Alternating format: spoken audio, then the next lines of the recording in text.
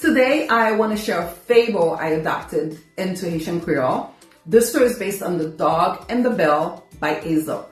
I love Aesop, but in my version, I changed the title to Chien en chouchoute la. I chose that title because en chouchoute is a very expressive Haitian word. It can describe someone who's aggressive, excited, always want to fight, always in people's business. And I felt like it captured the dog's personality quite well. So I wanted to Haitianize the story. I added new elements. I put them in a la cour, it was vendredi saint, and there was dialogue to make the story feel more rooted in Haitian life and storytelling. I also made up names. Nami is not your typical Haitian name, but if we started giving our kids Haitian names, well, Creole names, maybe Nami would be a cute name. So while this story comes from The Dog and the Bell, I reimagined it through Haitian language, rhythm, and culture. And my signature is always to end my stories with a proverb. This story ends with a Haitian proverb. So let's read it, and I hope you like it. Chien en chouchoute la.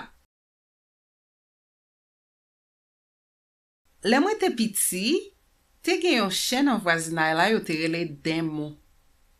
Depi yon étranger te frappe pot met li, lwa li montel. Si yon moun ta manke proche li tap morde ou an tret.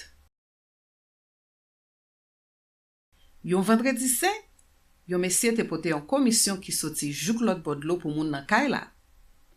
Le malere a rentre nan la koua, chien bali yon sel kout dan nan pied, li chire même pantalon li. Depi le sa, met li mette yon cloche nan kou li pou tout moun te ka konen pou yo pa proche li.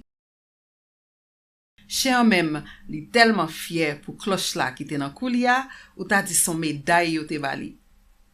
Le lap mache nan la koua, li leve tête li bien haut, lap souke ke li.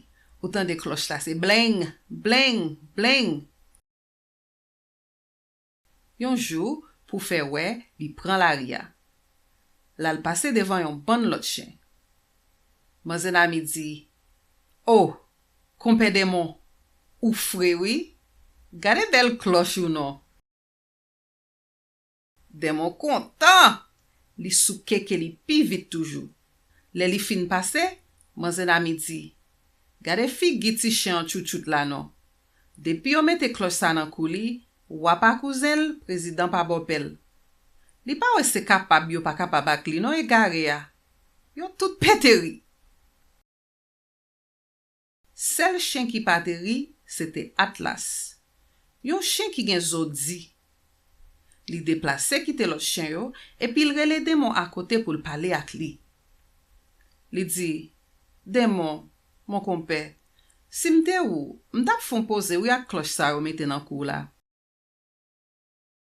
Demon penche tête li, ap souke cloche li. Li mande, "Comment ça?" Atlas répond, "Pou ke ou pa mande tête ou ki sorte fait pour mériter récompense sa." Pendant Atlas ap pale ak li wè, se sou li nan mi ak lot chien ap gren dan yo a. Se lè sa li ren kont cloche sa, se paske li se yon wont pou met li ki fel pandye nan koul. Li gade cloche la. Li bese tête li, epi la chita nan coin. Depi jou sa, Demon te suspend bat kor li. Sa ki fò chowa, ka fè ou fret.